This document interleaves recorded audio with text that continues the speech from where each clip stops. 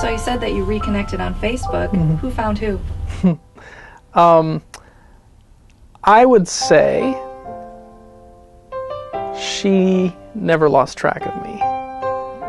Interestingly, our reconnection, and I address this in the book as well, but our reconnection on Facebook started with me. I had searched her name in a search engine many years ago, I think probably before she had a Facebook, and at that time didn't find her.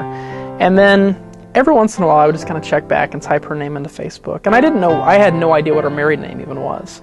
But one day I finally got smart enough to type in her high school and her name, and there popped up her Facebook profile. And as I discussed in the book, when her profile picture popped up, it wasn't a picture of Mychele.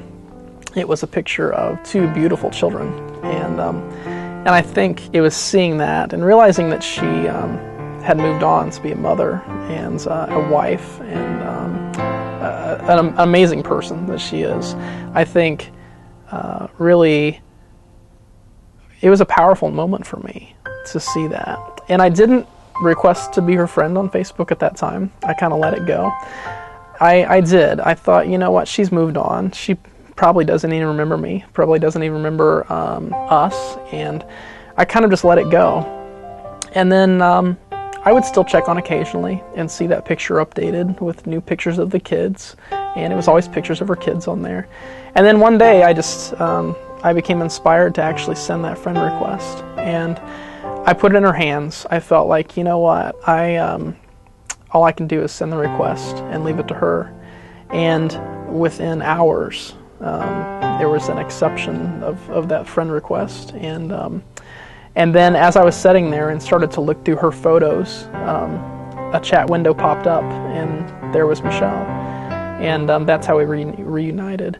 The interesting thing about that, though, is here I thought I had found her on Facebook, and I had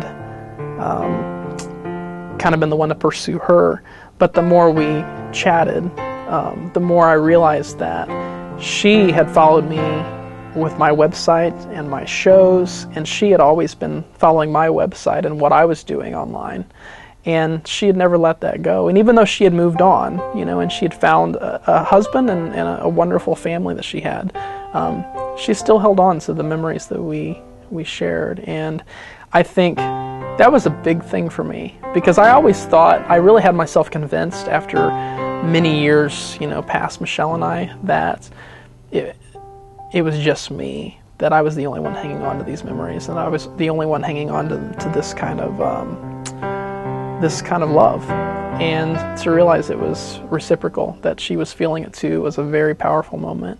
And she had, though her Facebook was locked and I could only see her profile picture when I put her name in, my Facebook was open, and she had been to my Facebook many times to see me. And not out of any disrespect for her current spouse, but just the fact that she wanted to know how I was doing, and that she did keep in touch, through that. And she wasn't bold enough to send that friend request, but I did. And when I told her that, she said, "I'm glad you did." Now you're in a current relationship. Mm-hmm. Do you think this book helps your relationship? The book how does itself. Your current girlfriend feel about that? Well, I'll tell you, I honestly thought she read the book before she did, because things were so perfect. And I finally asked her one day, I said, and she knew I had a book out, and we hadn't discussed it, but I finally asked her one day, I said, "Have you read my book?" And she said, "No." She said, "I didn't want to read it until I got your permission." And she said, "Why?" I said, "Because this book, My Elusive Mychele, is essentially a manual as to how to love me." And she was doing it so right that I would have sworn that she'd already read it. So, I'm not saying it's early yet, and I'm not saying this is the one, but I will say that the book itself tells a lot about me and my psychology and how I am in relationships, what I desire, what my passions are. And it's very honest and very open, in my weaknesses and in my strengths. And I think the book, in that aspect, it helps. It helps me to uncover some of that and to realize some of that, and it also has helped her, I think, because now she has read it, and she loved it, and I think I had a good friend of mine, my friend Elizabeth, told me. She said, well, she read the book, and she said, well, you're either going to be single the rest of your life because women are going to be terrified of this, or you're going to find somebody that really embraces it and says, you know what, he's capable of loving someone that much, you know, from so many years ago. He's got to be that capable of loving someone that much again. And I think she was right. I think it scared away the people that are timid and the people that can't deal with that kind of love.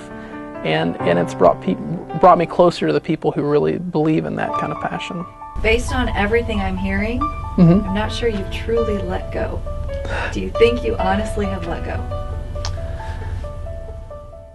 I do believe that I have let go of Mychele as a person and as the person for me.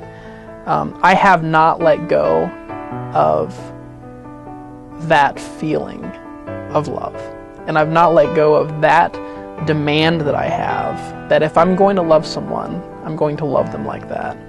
And at the same time, I think so many people in this world never experience that kind of love and that kind of passion with someone, and then that true connection.